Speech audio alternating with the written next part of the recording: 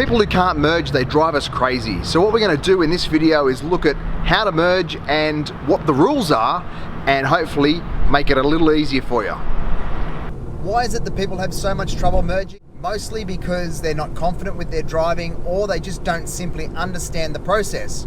So hopefully this video will give you a little bit of insight into what you should be doing, what the common mistakes other people are making, and certainly how you can merge effectively. And that will give you a better chance of avoiding a crash and reducing your frustration. Because let's face it, everyone gets frustrated by drivers who can't merge. It's probably in the top 5 aspects of things that make people upset in our training programs. We ask that all the time. What are the things that commonly upset you? Merging comes out on top. Let's have a quick look at the road rules. So there are 2 scenarios that you may face. One is where the lane ends before the 2 lanes merge, as in the top diagram here. In that instance, the car in front is the one who has the right of way and must merge that way. The second scenario is the bottom diagram, where the lane actually ends and there's a dotted line that actually follows it right the way to the end. In that scenario, the vehicle that's entering the established road is the one that must give way. So this behind me is actually one of those situations where the lane doesn't have a dotted line all the way to the edge, which means that there's 2 lanes up for grabs going into one. So as a safe driver, what you need to do is understand the road rule here.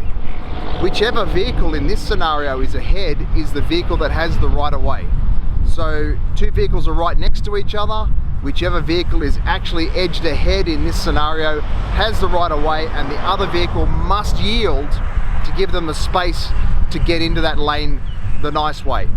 This is a classic merging scenario people get wrong. There is a dotted line on the ground.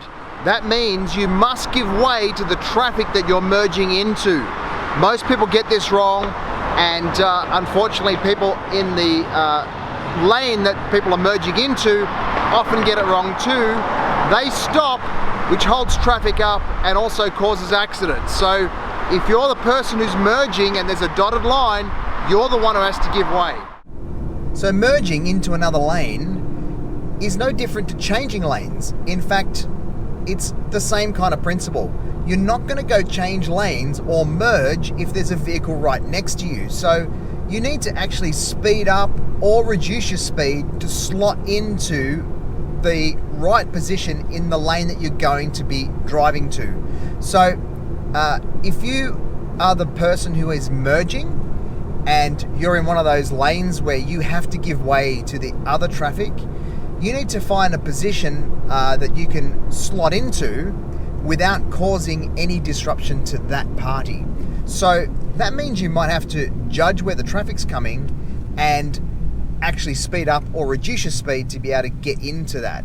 Now, one thing that you should be looking out for is if you are going to be changing lanes, a lot of people look over their shoulder like that. And if you're looking over your shoulder, you're not looking ahead. So if you're merging with a bunch of other traffic and the vehicle in front suddenly has a little bit of a conniption and decides to put their foot on the brake while you're looking over your shoulder trying to merge, you're going to run up the back of that car. So one technique you have to do is use your mirror the right way. And the way we do that is you have your mirrors adjusted correctly to start with. And if you've been to one of our driving programs, you'd know exactly what I'm talking about.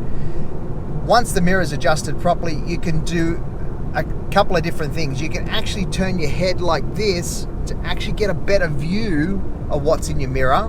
Rather than just simply looking at the mirror, you can actually move your head around and get a greater perspective. And if your mirror's adjusted the correct way, that's going to make it a lot easier for you. So in order for us to actually get a good merge, we need to be aware of where the traffic is, how fast we're going, how fast they're going, and what are our gap opportunities to get into that lane. So that's just a little tip on how to correctly merge.